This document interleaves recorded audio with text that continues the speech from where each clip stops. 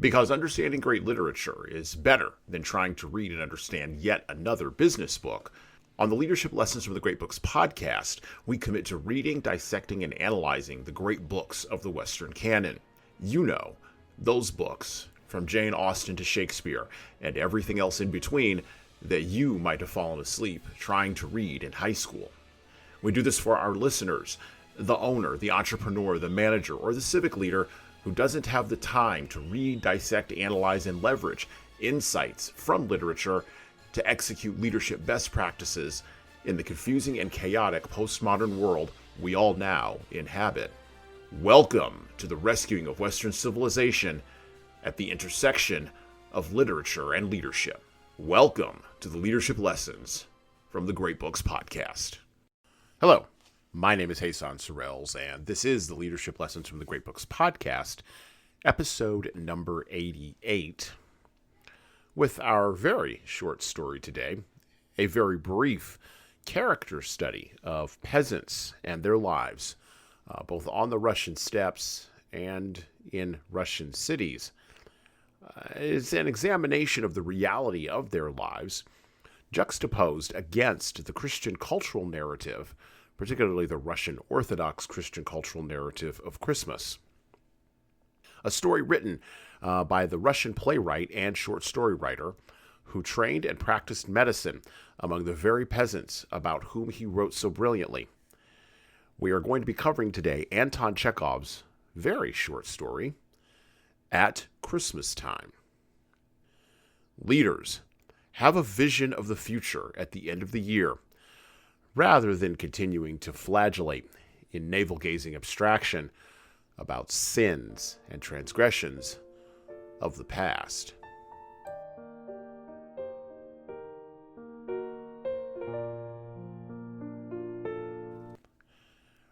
Vasilisa had not seen her daughter for years. Her daughter, Euphemia, had gone after her wedding to Petersburg, had sent them 2 letters, and since then seemed to vanish out of their lives. There had been no sight nor sound of her, and whether the old woman were milking her cow at dawn, or heating her stove, or dozing at night, she was always thinking of one and the same thing: what was happening to Euphemia, whether she were alive out yonder. She ought to have sent a letter, but the old father could not write, and there was no one to write. But now Christmas had come, and Vasilisa could not bear it any longer, and went to the tavern to Yegor, the brother of the innkeeper's wife, who had sat in the tavern doing nothing ever since he came back from the army. People said that he could write letters very well if he were properly paid. Vasilisa talked to the cook at the tavern, then to the mistress of the house, then to Yegor himself. They agreed upon 15 kopecks. And now, it happened on the second day of the holidays in the tavern kitchen, Yegor was sitting at the table holding a pen in his hand. Vasilisa was standing before him, pondering with an expression of anxiety and woe on her face. Pyotr, her husband, a very thin old man with a brownish bald patch, had come with her. He stood looking straight before him like a blind man. On the stove, a piece of pork was being braised in a saucepan. It was spurting and hissing, and it seemed to be actually saying, "Flu, flu, flu, flu, flu, flu." It was stifling. "What am I to write?" Yegor asked again. "What?" asked Vasilisa, looking at him angrily and suspiciously. "Don't worry me. You are not writing for nothing. No fear, you'll be paid for it. Come, write. To our dear son-in-law, Andrei Herasinovich, and to our only beloved daughter, Euphemia Petrovna. With our love, we send a low bow and our parental blessing abiding forever." Written. Fire away. "And we wish them a happy Christmas. We are alive and well, and I wish you the same. Please the Lord, the Heavenly King." Vasilisa pondered and exchanged glances with the old man. "And I wish you the same.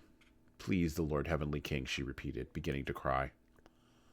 She could say nothing more, and yet before, when she lay awake thinking at night, it had seemed to her that she could not get all she had to say into a dozen letters.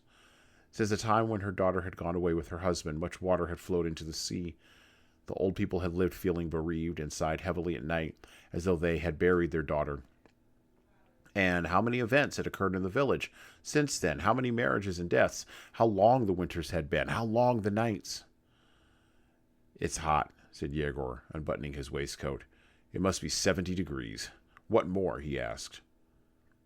The old people were silent.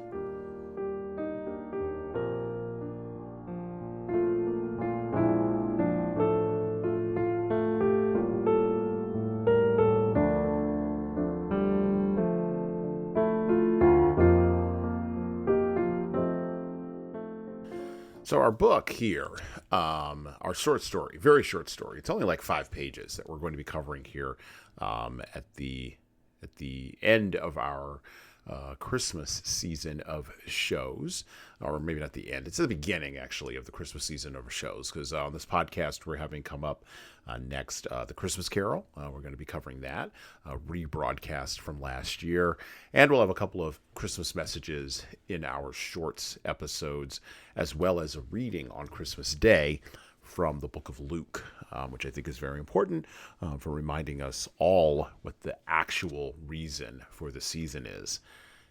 And it ain't Santa. Anyhow, when we read At Christmas Time by Anton Chekhov, and by the way, we covered Anton Chekhov, and we covered 3 of his short stories in episode number 14 in season 1, published back on April 13th, 2022. So you can go back and listen to that. And we talked a lot in that episode about the nature of Chekhov's writing and the nature of how Chekhov fits as a writer into the pantheon of Russian authors, including Dostoevsky, Leo Tolstoy, and others. Anton Chekhov, as was mentioned in that episode, and I mentioned it briefly here in the opener, wrote about the people that he actually helped. He was a medical doctor, and he spent a lot of time outside of the major city centers in Russia.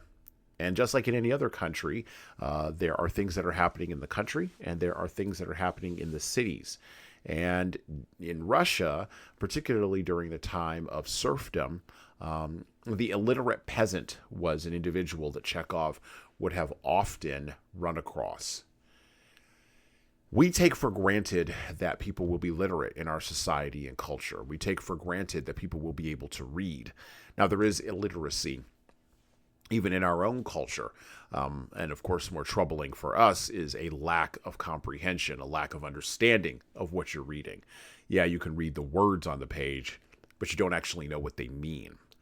That's far more of a problem in the year of our Lord 2023 than the actual act of, or the actual fact of, illiteracy, which was a huge problem in Russia because serfs and peasants alike, and many peasants who were maybe a little bit above serfs, could not read. Well, and what that meant was that communication and meaning and existence were all floated together, right? So if you couldn't communicate with an individual, a person dropped off the face of the planet. They, as the mother Vasilisa points out in that clip there, the mother, she had no concept that her daughter was still alive.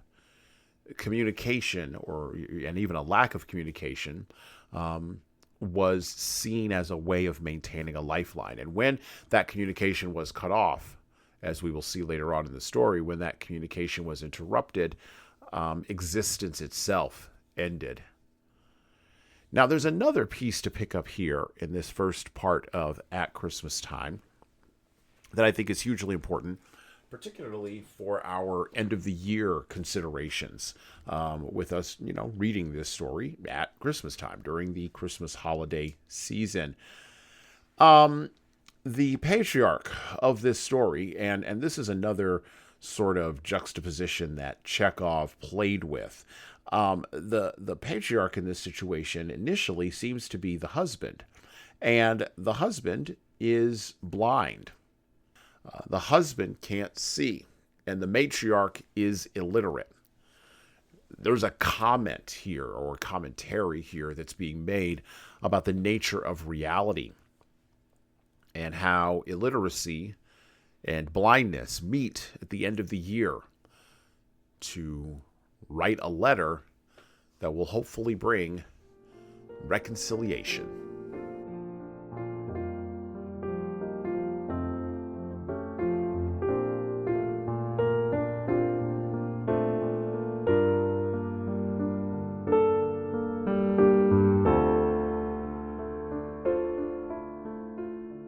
back to the book, back to At Christmas Time by Anton Chekhov. So we're going to move ahead in the story a little bit and go to our next page and read a couple of pieces here. Here it is, written down, said the old woman, taking the letter out of her pocket. We got it from Yephemiah. Goodness knows when. Maybe they are no longer in this world. Yegor thought a little and began writing rapidly. At the present time, he wrote, since your destiny through your own doing allotted you to the military career, we counsel you to look to the Code of Disciplinary Offenses and Fundamental Laws of the War Office, and you will see in that law the civilization of the officials of the War Office. He wrote and kept reading aloud what was written, while Vasilisa considered what she ought to write. How great had been their want the year before, how their corn had not lasted even till Christmas, how they had to sell their cow. She ought to ask for money, ought to write that the old father was often ailing and would soon no doubt give up his soul to God. But how to express this in words? What must be said first, and what afterwards? Take note, Yegor went on writing. In Volume 5 of the Army Regulations, soldier is a common noun, and a proper one. A soldier of the first rank is called a general, and of the last, a private. The old man stirred his lips and said softly, it would be all right to have a look at the grandchildren. What grandchildren? Asked the old woman, and she looked angrily at him. Perhaps there are none. Well, but perhaps there are. Who knows? And thereby you can judge, Yegor hurried on. What is the enemy without, and what is the enemy within? The foremost of our enemies within is Bacchus. The pen squeaked, executing upon the paper flourishes like fishhooks. Yegor hastened and read over every line several times. He sat on his stool, sprawling his broad feet under the table, well-fed, bursting with health, with a coarse animal face and a red bull neck. He was vulgarity itself, coarse, conceited, invincible, proud of having been born and bred in a pothouse. And Vasilisa quite understood the vulgarity, but could not express it in words, and could only look angrily and suspiciously at Yegor. Her head was beginning to ache, and her thoughts were in confusion from the sound of his voice and his unintelligible words, from the heat and the stuffiness, and she said nothing and thought nothing, but simply waited for him to finish scribbling. But the old man looked with full confidence. He believed in his old woman who brought him there, and in Yegor, and when he had mentioned the hydropathic establishment, it could be seen that he believed in the establishment and the healing efficacy of water. Having finished the letter, Yegor got up and read the whole of it through from the beginning. The old man did not understand, but he nodded his head trustfully. That's all right. It is smooth, he said. God give you health. That's all right. They laid on the table 3 5-kopeck pieces and went out of the tavern. The old man looked immovably straight before him as though he were blind, and perfect trustfulness was written on his face. But as Vasila came out of the tavern, she waved angrily at the dog and said angrily, Ugh! The plague.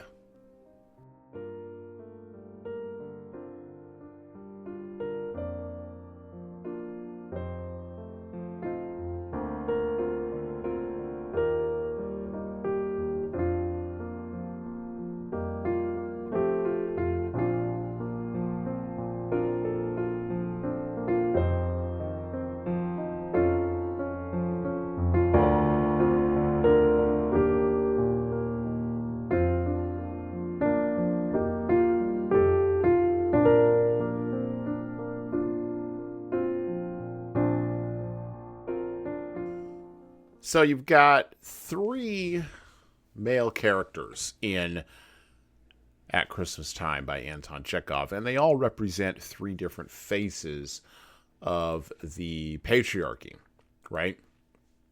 And so we're going to talk a little bit about all 3 of those faces here. So we've got Yegor, right, who writes a letter that is supposed to be, it's supposed to be dictating a letter. It's supposed to be writing down what other people are saying, and yet goes off script, right?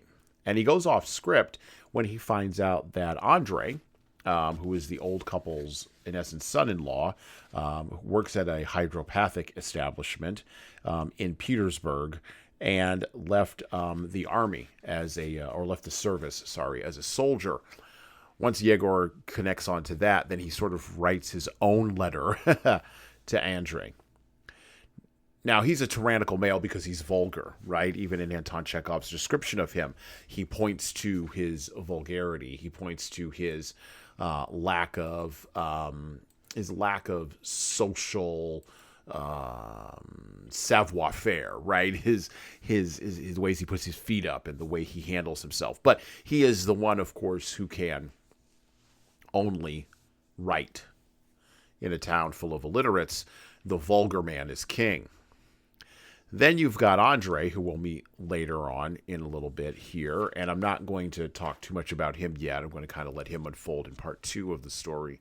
And of course, you have the blind father, who we just talked about, and that's 3 different conceptions here, where these patriarchs, these men in a highly patriarchal society, have power, and yet they behave in manners that are not honoring of that power. And via doing that, or the ways in which they do that, impacts and it controls and it creates fear and suspicion and anger and pride and ignorance in others. This is a theme that weaves through most of Anton Chekhov's writing. Most of Anton Chekhov's short stories follow this sort of path when he writes about male peasants, when he writes about individuals who are not kings of the country. They're not czars. They don't rule their own country, but they do rule with a blind iron fist their own households. And of course, that blindness leads them to be tyrannical. And of course, that tyranny leads to rebellion. And then, of course, the rebellion leads to a tightening of the fist, and so on and so on and so on. And we in the West, particularly us in America, who come from a little bit of a different understanding of how patriarchal power should be meted out and how leadership should be meted out, usually fail to understand how strong men work in Russia. But when you read Chekhov's writing, and when you read about how the peasants and the serfs, the history of warfare, the history of male and female relationships as navigated through short stories and novels, and as demonstrated through short stories and novels, when you read about all that, you begin to get an inkling of an understanding of exactly the tragic nature of this cycle. And you see some of this in At Christmas Time. The old woman has agency, but her agency is incredibly limited. And it's limited by the blind and tyrannical patriarchs that are all around her.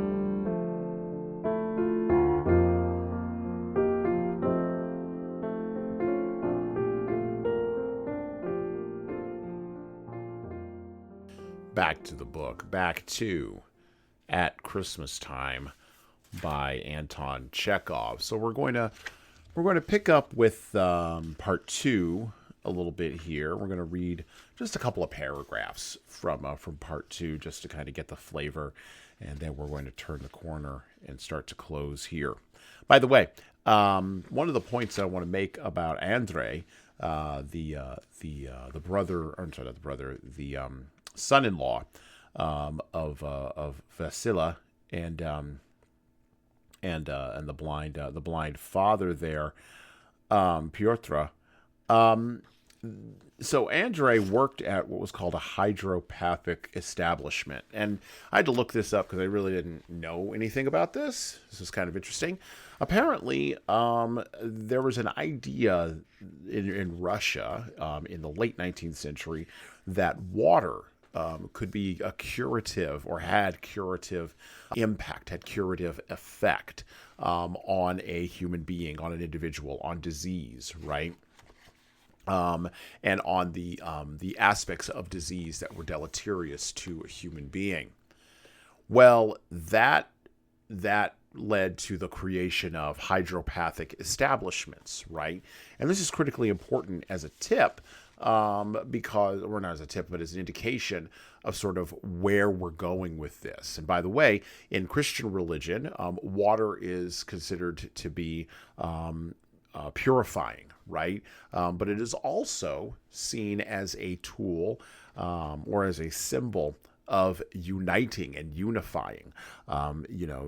Baptism is hugely important from the time of John the Baptist, baptizing Jesus in order to begin his public ministry. And baptism, particularly in Protestantism, but even more so in Orthodox, Catholic Christian rites and sects, baptism is hugely important for sealing a person, sealing a soul, and in confirming as an outward sign to the community. This is how it's taken in Protestant religions, as an outward sign to the community of salvation, right? Of Jesus's inner work. And the baptism is an external demonstration of that internal work. And so water as a cure for what physically ails, but water also as a cure for what spiritually ails, is one of the themes here that Chekhov is trying to get to in At Christmas Time. Okay, back to the book. Back to At Christmas Time. We're going to pick up with part 2 here. Dr. B.O. Mauselweiser's hydropathic establishment worked on New Year's Day exactly as on ordinary days. The only difference was that the porter, Andrei Hesranovich, had on a uniform with new braiding. His boots had an extra polish, and he greeted every visitor with a Happy New Year to you. It was the morning. Andrei Hesranovich was standing at the door reading the newspaper. Just at 10 o'clock there arrived a general, one of the habitual visitors, and directly after him the postman. Andrei Hesranovich helped the general off with his greatcoat and said, A Happy New Year to you, Your Excellency. Thank you, my good fellow. The same to you. And at the top of the stairs, the general asked, nodding towards the door. He asked the same question every day and always forgot the answer. And what is there in that room? The massage room, Your Excellency. When the general's steps had died away, Andrei Hesranovich looked at the post that had come and found one addressed to himself.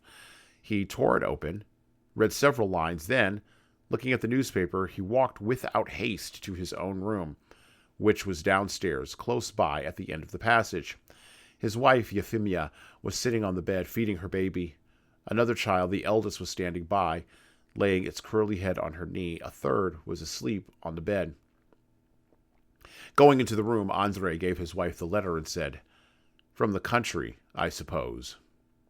Then he walked out again, without taking his eyes from the paper.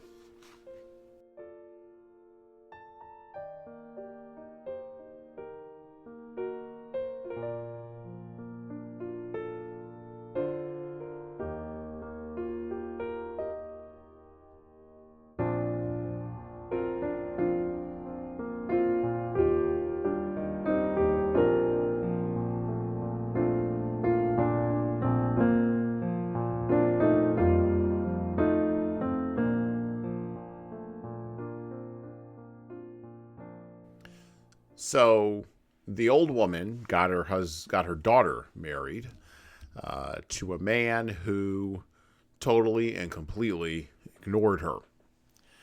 3 children in a nursery, and the communication choke point there is Andrei. Remember what I said about there being tyrannical patriarchs, right? Well, this is a very specific form of tyranny on Andrei's part. It is not the tyranny, and you'll see this later on when the other shoe drops here in a moment, but it's not a tyranny of neglect from a material level, right? He's got a job. He's working in a hydropathic establishment. The general comes in. He's working on New Year's Day, which, by the way, in Russian Orthodox Christianity, Christmas comes not on December 25th. Christmas comes on January, I believe it's January 6th. It's either January 6th or January 12th. I believe it's January 6th. And so in Orthodox Christianity, just as in traditional Catholicism, going all the way back to Oh gosh, Christmas didn't really start being celebrated until after Constantine, in the year, in the year like 360, 380 something AD, and then it started slowly ramping up. It really didn't kick off into what we know as modern Christmas until the latter part of the 17th and the latter part of the 17th and the early part of the 18th century. And then with the rise of industrialism and consumer culture, all of which Charles Dickens bemoaned, by the way, you'll hear that in the Christmas Carol, then we get into a more modern conception of what Christmas is and Christmas celebrations, and things like Santa and the tree and all of that came way late. But traditional Christendom, traditional Orthodox understanding of Christmas, a traditional Orthodox understanding of Christmas, puts Christmas after the New Year, which is interesting for us because, we put Thanksgiving and then Christmas, then the New Year in that order. And of course, in Orthodox Christianity and in many other parts of the world, the last Thursday in November means nothing. What means a lot is New Year's Day. And what means a lot is, of course, Christmas Day. Now, where that falls and why that falls after New Year's is interesting background information. But what's more interesting when you think about Andre is he is merely doing his work as he's supposed to be doing it. He's checking all the boxes. Many leaders, by the way, do this, and I know this is a leadership podcast, and we are focused on literature here at the end of the year, but the leadership aspects of this are very important. So as a leader, if you're just focused on checking the boxes and you're not nourishing the emotional or psychological life of your followers, you're probably just barely feeding them, and you probably have a poverty of imagination. Now, on the part of the daughter, the daughter got a husband, right? And the old woman got her daughter married off. But they both didn't get a reprieve from tyranny. Yegor got his literacy. We talked about that in the military. And Andre got his hydropathic career after leaving the army. But neither of them got a reprieve from tyranny either. The tyrannical nature of rulership, the tyrannical nature of the peasant reality is something that needs to be reconciled. It's something that needs to be solved. And it's something that needs to be examined. And Chekhov's critique of Orthodox Christian society, fundamentally, because he came from a medical background, because he was writing in the mid to latter part of the 19th century in a Russia that was transitioning into something else, transitioning into a new thing in the maelstrom of European understanding in a post-Napoleon world. Well, Chekhov's critique of Orthodox Christian society fundamentally is nihilistic in its examination in this story. But, unlike Friedrich Nietzsche, Chekhov holds on to the slim hope that Jesus might still have a place in the season.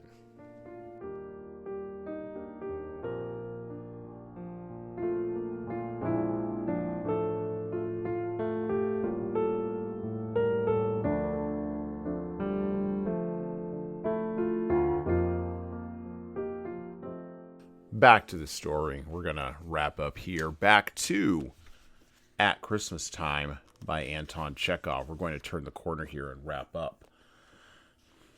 Andre just gave her the letter as she was sitting, Euphemia, as she was sitting on the bed.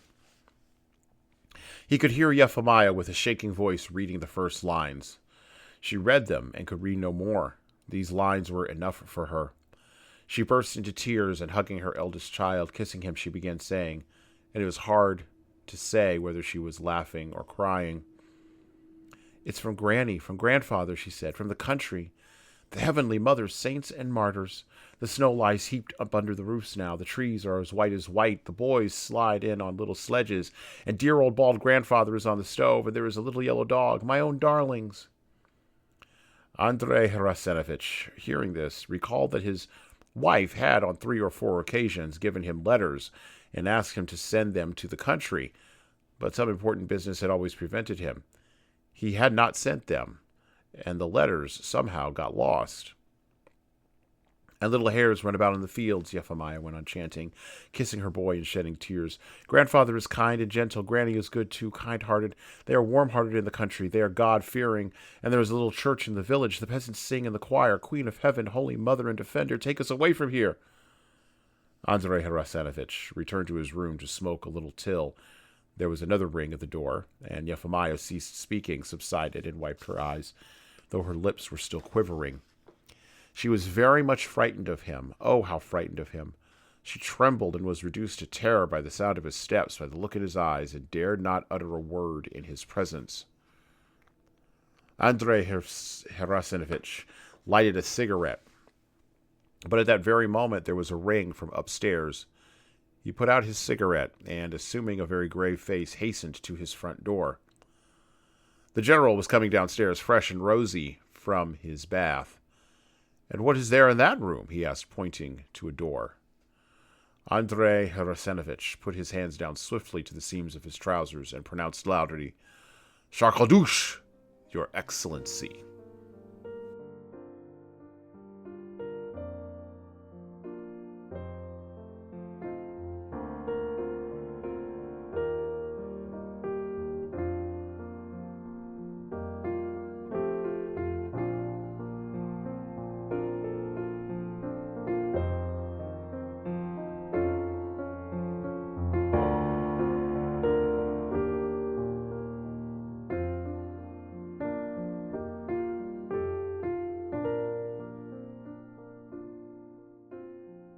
Got to admit, when I got to the end of that, I had no idea what charcodouche meant. So I had to go look that up. So the last lines of At Christmas Time by Anton Chekhov really are focused around and really are sort of indicative of the and harkening back to this idea of hydropathy, right? This idea of a water cure. Charcodouche, and I have a link to the definition of what it is when inside of Anton Chekhov's short story At Christmas Time. Basically, is it's a French it's a French term, right? That it was a type of high pressure shower that was invented by a French neurologist named Jean-Martin Charcot. And it was initially used as a medical device. It was called a Charcot shower, and it was used in spas in the late 19th and in the early 20th century in order to create a massage, over the patient's body, and it was so powerful and it was operated at such a high pressure that it could sometimes cause hematoma on the patient or in the individual who was doing that and who was using it. So high pressure on a shower head, coming out of that. And so basically what Andre is saying at the end of this story is that the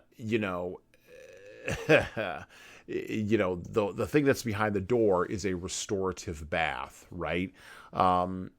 But it could also indicate, and there's many different ideas of this floating around on the internet. I'm not the first person to say this, but it could also indicate that Chekhov is looking for that hope, right?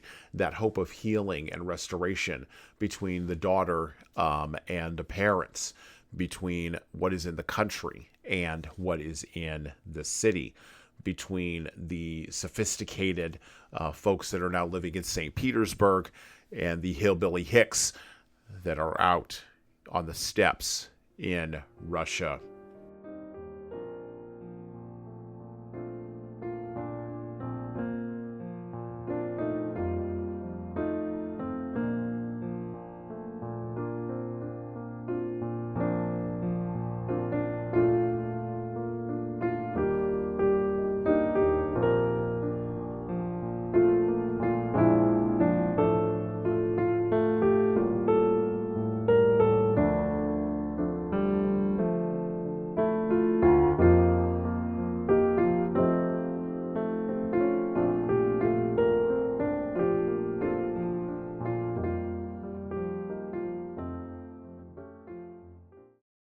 When we think about this short story at Christmas time, and when we think about the restoration of relationship, leaders engage in healing and restorative work. Leaders avoid tyranny, and of course they need to be literate to write and see and comprehend. But even more so than this, at the end of this year, at the end of any year, we would encourage you to think about what is the cost of introspection? What is the cost of looking backward? Who are you bringing forward in order to restore them and restore relationship, in order to engage in acts of reconciliation? Forgiveness is not necessarily for the person who has done you wrong as a leader, or has done your team wrong, or has done your organization wrong. Forgiveness is really for you. It's so that you can be restored.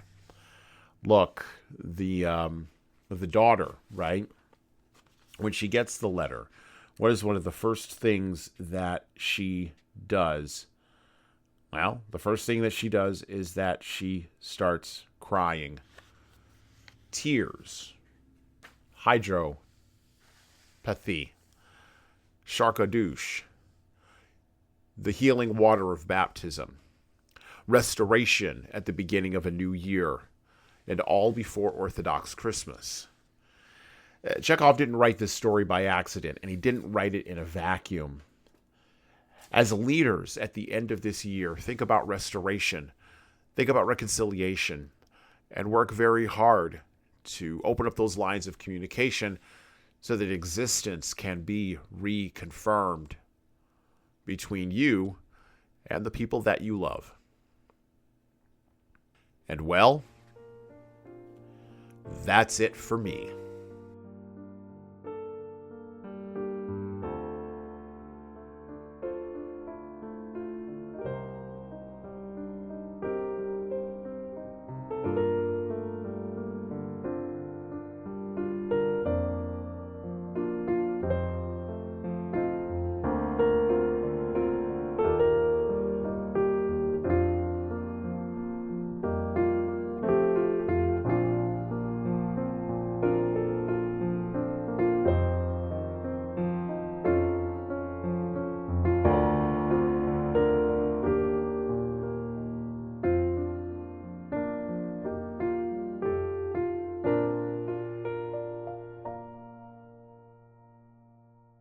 Thank you for listening and subscribing to the Leadership Lessons from the Great Books podcast.